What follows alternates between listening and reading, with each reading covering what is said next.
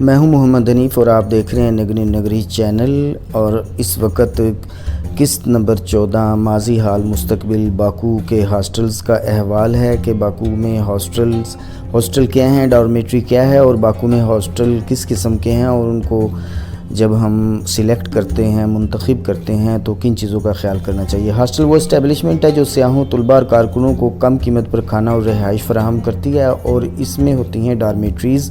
Dormitory وہ کمرہ ہے جو زیادہ افراد کو رہائشی سہولت فراہم کرتا ہے، اور اس کی اقسام ہوتی ہیں ہاسٹلز کی، جس میں سب سے زیادہ استعمال میں جینٹس ہاسٹل اور جینٹس ڈارمیٹریز ہوتی ہیں۔ ایک ہاسٹل میں فیمیلز ڈارمیٹری بھی ہو سکتی ہے اور میلز بھی۔ ہاسٹل کا وہ کمرہ جس میں صرف خواتین یا عورتیں رہائش رکھ سکیں فیمیل ڈارمیٹری، زنانہ ڈارمیٹری ہے، جبکہ جو مکس ڈارمیٹری ہے اس میں بلا تفریق مرد و زن تمام عورتیں بھی رہ سکتی ہیں، مرد بھی رہ سکتے ہیں، اور بچے بھی اس کو الاٹ کروا سکتے ہیں۔ ہاسٹل کم خرچ بالا نشی ہوتے ہیں اور ان کو بنانے کے لیے اچھی لوکیشن کا انتخاب کرنا ضروری ہوتا ہے جہاں سے ٹرانسپورٹ ایزیلی مل سکے اور صاف ستھرے صفائی کی وجہ سے ٹورسٹ اٹریکٹ ہوں، اور یہ صاف ستھرے بھی ہوتے ہیں۔ جب ان کا انتخاب کیا جائے تو ان کے کچن صاف ستھرے اور تمام ضروری اشیاء سے مزین ہو، فری وائی فائی کی سہولت ہو، اور لانڈری خود اگر کپڑے دھونے ہوں یا دھلوانے ہوں تو اس کی سہولت بھی ہونی چاہیے۔ لاکرز اپنی قیمتی اشیاء، روپیہ پیسہ رکھنے کے لیے ہونے چاہیے۔ اس کے علاوہ جو مشروبات کے شوقین لوگوں کے لیے یہاں پہ بار ہونے چاہیے، اور وہاں کے مختلف نیشنلٹیز کے سیاح ہوتے ہیں، ان کی آپس میں تقاریب منعقد ہوتی ہیں، اور میوزک کے لیے میوزک انسٹرومنٹ بھی ہاسٹل میں مہیا ہوتے ہیں، جبکہ سوئمنگ پول جو ہے یہ بھی گرم ممالک کے ہاسٹلوں میں مہیا کیے جاتے ہیں۔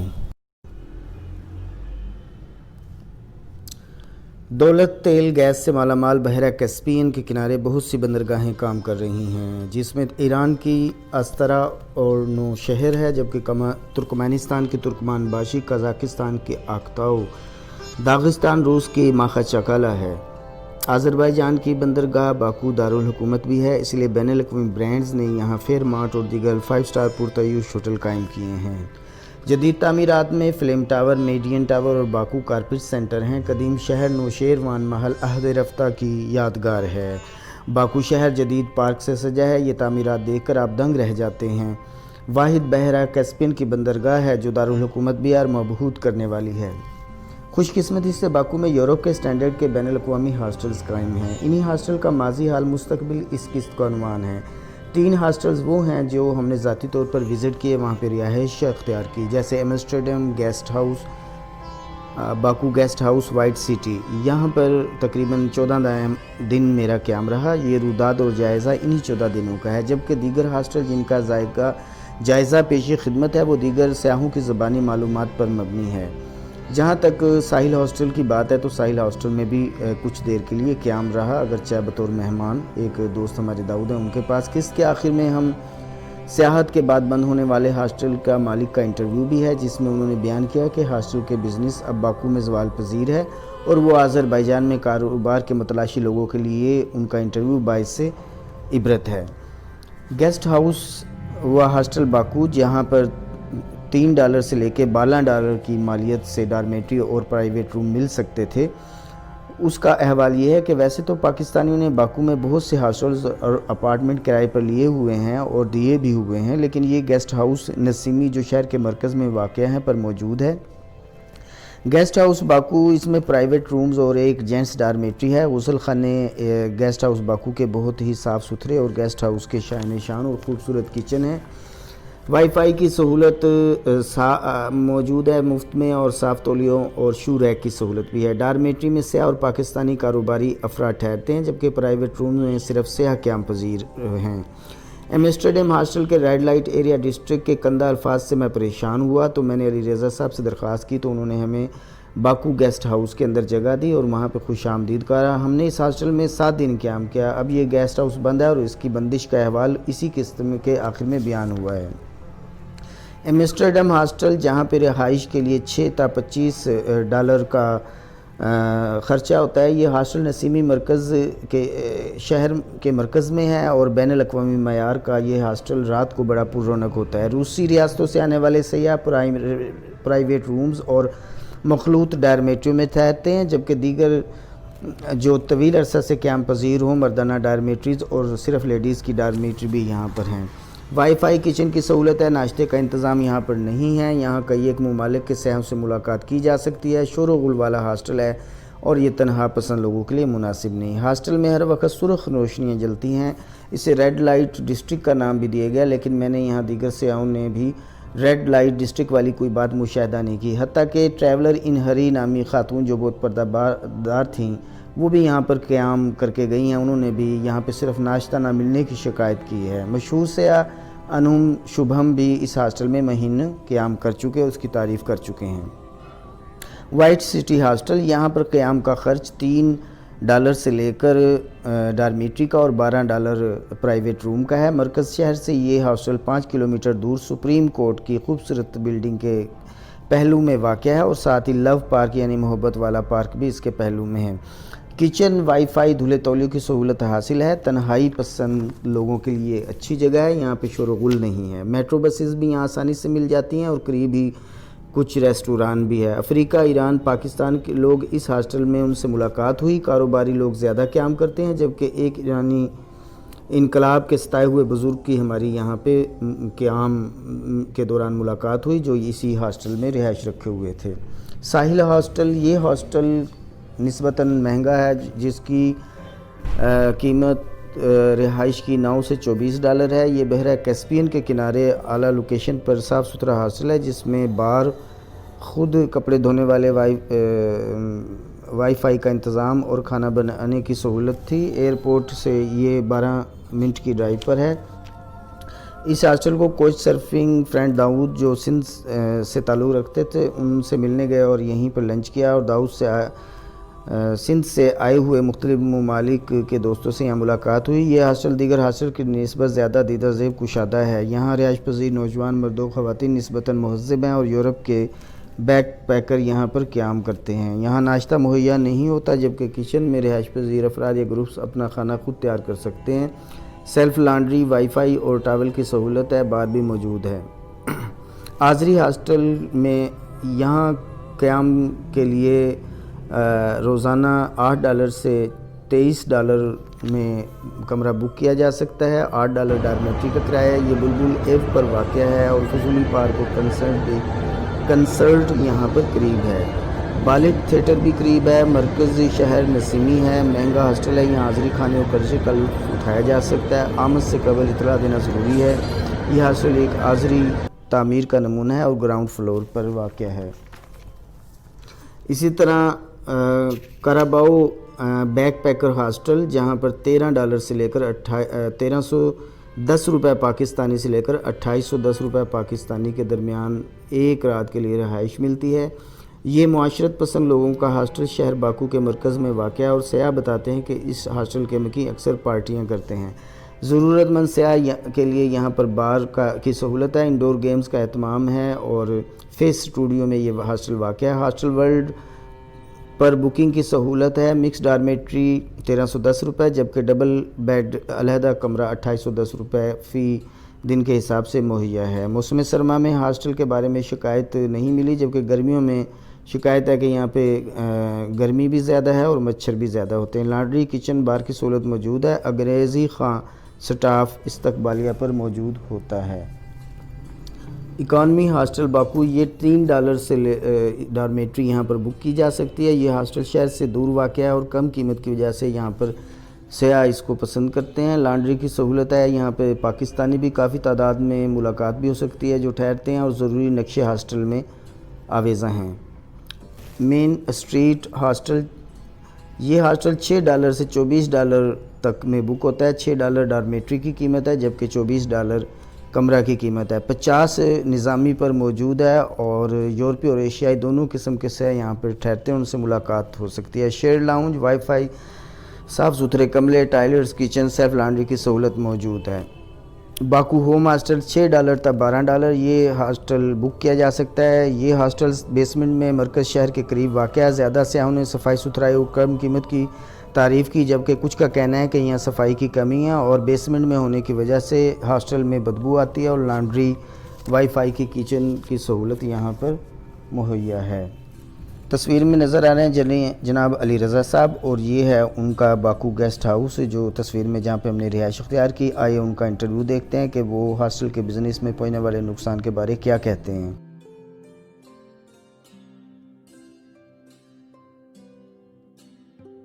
میرا نام علی رضا ہے جی، میں آذربائیجان باکو میں ایک گیسٹ ہاؤس چلا رہا ہوں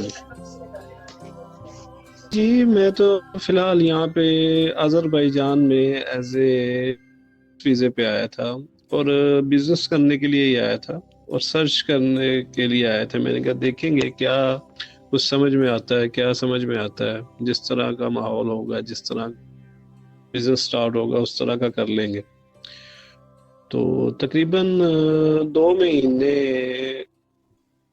دیکھنے کے بعد، کام ڈھونڈنے کے بعد، دیکھنے کے بعد کہ یہاں پہ کیا چیز بہتر ہوگی، کس طرح کا ماحول ہے، اور کیا چیز یہاں پہ چلنے والی، کس اپرچونٹی ہے، تو اس لیے گیسٹ ہاؤس کا بزنس چوز کی سے بہتر ہے، اور اس میں کم انویسٹمنٹ میں اچھا پروفٹ ہو سکتا ہے۔ تقریباً 22 سال سعودی عرب میں گزارے ہیں، تو وہاں پہ تقریباً مختلف جابس وغیرہ کی ہیں، جابس بھی کی ہیں۔ تو وہاں سے ہم سب کچھ چھوڑ کے پھر پاکستان آ گئے۔ تو پاکستان آ کے پھر کوشش کی میں نے پاکستان بزنس سیٹ کرنے کی، لیکن وہاں پہ نہیں ہو سکا۔ تو ہم نے دیکھا کہ سوچا کہ چلو ایک اور ٹرائی کرتے ہیں، تو آذربائیجان کا خیال آیا، تو آذربائیجان آ گئے۔ اللہ تعالیٰ نے جہاں پہ لکھا ہوا تھا وہاں پہ آ گئے ہم۔ حال ہاسٹل کا بزنس تو بالکل ہی بند ہو گیا، ہاسٹل تو ہوٹلنگ کا بزنس ہی بند ہو گیا بالکل، کیونکہ بارڈر بند ہے تقریباً اپریل سے انہوں نے بارڈر بند کر دیے، تو ابھی تو کافی مہینے ہو گئے، تو اس وجہ سے ٹورسٹ آ نہیں رہے، تو ہاسٹل تو بالکل بزنس اسی وجہ سے، بارڈر بند ہونے کی وجہ سے فلاپ ہو گیا بزنس۔ ہیں جو کر رہے ہیں ہاسٹل، ان کے پاس کسٹمر ہیں جو یہیں پہ رہنا چاہ رہے ہیں نا، جو یہاں پہ کام کرتے ہیں، تو وہ کچھ کسٹمر ہے تو ان کا سسٹم چل رہا ہے، لیکن وہ بہت مشکل سے سسٹم ان کا چل رہا ہے، کیونکہ نئے کسٹمر آتے نہیں ہیں، کتنی دیر تک رہیں گے۔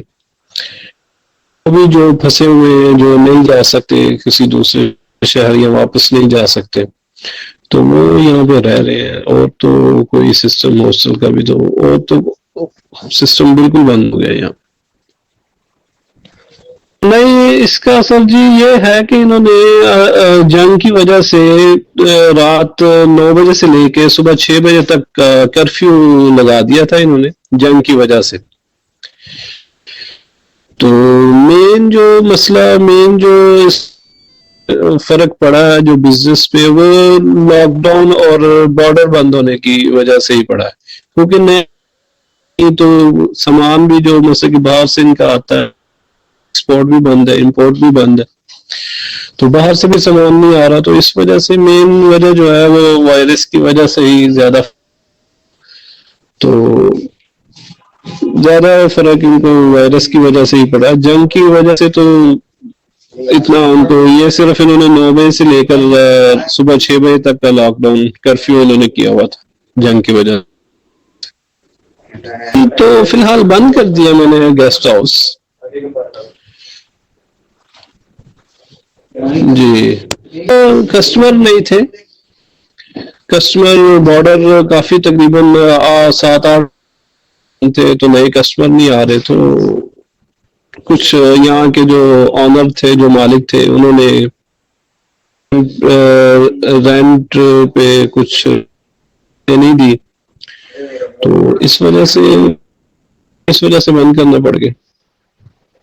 تقریباً $7-8 ہزار کے قریب انویسٹمنٹ ختم ہو گئی، ضائع ہو گئی۔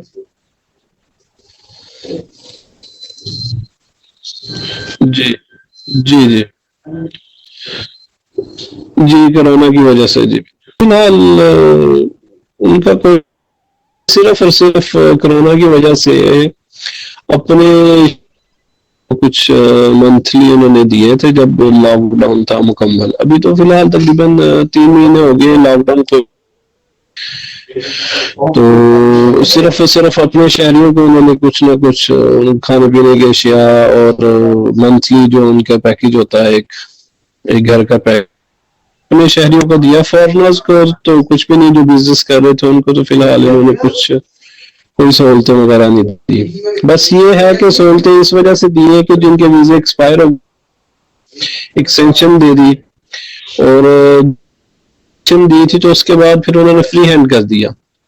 جن کے ویزے ایکسپائر ہو گئے, جو ٹورسٹ پہ آئے ہوئے تھے, جو بزنس پہ آئے ہوئے تھے, جو ایکسپیرینس جگہوں میں سے رہنا چاہ رہے تھے, تو بغیر ویزے کے انہوں نے فری کر دیا تھا کہ آپ ویزا رینیو کروانا نہیں, آپ جتنی دیر چاہے. ابھی کیونکہ ابھی فی الحال لاک ڈاؤن چل رہا ہے, بارڈر وغیرہ سے انہوں نے آفیشلی اوپن نہیں کیے, تو اس وجہ سے انہوں نے فری ہینڈ کر دیا. لیکن وہ بھی کتنی دیر رہ سکتے ہیں بغیر ویزے کے, یا بغیر کام نہیں ہے تو کام کی وجہ سے تو کوئی بندہ نہیں آتا. کام کی خرابی ہے. فیوچر میں تو فی الحال ابھی سوچا یہی ہے کہ کچھ دنوں تک ہم بھی واپس جائیں گے, پاکستان ہی جائیں گے, اور پاکستان آ کے ہی کچھ نہ کچھ اپنا چھوٹا موٹا کاروبار یا کچھ نہ کچھ اپنا ہی پاکستان آ کے ہی کچھ کریں گے, زیادہ بہتر. تقریباً 70% لوگ جو بزنس کر رہے تھے وہ چلے گئے ہیں. ابھی تو فی الحال 30% ہیں جنہوں نے زیادہ انویسٹمنٹ کی, جنہوں نے انویسٹمنٹ زیادہ کی ہے وہ کچھ اور آگے کرنے کی سوچ رہے ہیں. تو تقریباً 30% لوگ یہاں پہ ہیں, باقی تقریباً چلے گئے. بہت سارے کاروبار لوگوں نے کیے ہوئے ہیں, کچھ ریسٹورینٹ کا بزنس بھی کیا ہوا ہے, ڈونر شاپ, شورما شاپ جو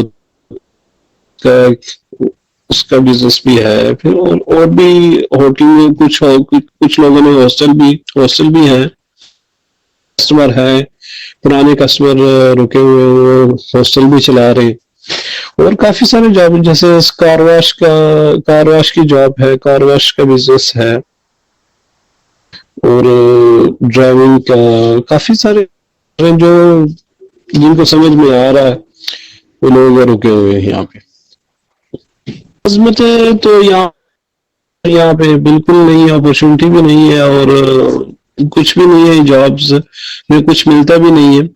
20-25 ہزار پاکستان روپے سیلری ہے یہاں, تو جابز میں تو کچھ بھی نہیں ہے.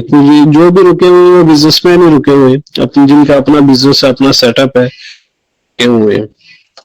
کچھ نہ کچھ ان کا سسٹم سے پاکستان سے منگوا رہے ہیں, جن کا پاکستان میں بزنس چل رہا ہے, اور وہی یہاں پہ رکے ہوئے. نہیں تو ادروائز یہاں پہ کچھ جابز وغیرہ والے کچھ بالکل ختم, چلے گئے, واپس چلے گئے جو جابز کر. ویسے تو جابز ہے ہی نہیں, کچھ لوگ کر رہے تھے جابز, یہی تھی 25,000-30,000 میں بھی جابز کر رہے تھے, چلے گئے واپس, کیونکہ ابھی کام بالکل بند ہو گیا.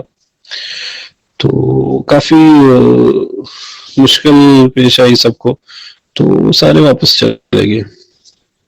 فی الحال بارڈر بند ہے, اسپیشل فلائٹیں ہی تقریباً آ رہی ہیں اور جا رہی ہیں. وہ بھی ٹرکش ایئر لائن, پاکستان سے تو ٹرکش ایئر لائن آ رہی ہے, اور یہاں سے بھی پاکستان ٹرکش ایئر لائن ہی جا رہی ہے. باقی دوسرے شہروں کو فلائٹیں جو ہیں وہ جا رہی ہیں یہاں سے کے جا رہی ہیں. دبئی پہلے 2 فلائی دبئی چل رہی تھی, وہ بھی بند ہو گئی. تو زیادہ تر ٹرکش ایئر لائن ابھی چل اللہ انشاءاللہ. ضرور جی ضرور جی, ہم بھی دعا کرتے ہیں کہ آپ بھی انشاءاللہ خیر خیریت سے رہیں, اور اس کرونا وبا سے اللہ تعالی ہم بہت بہت شکریہ جی. اللہ حافظ.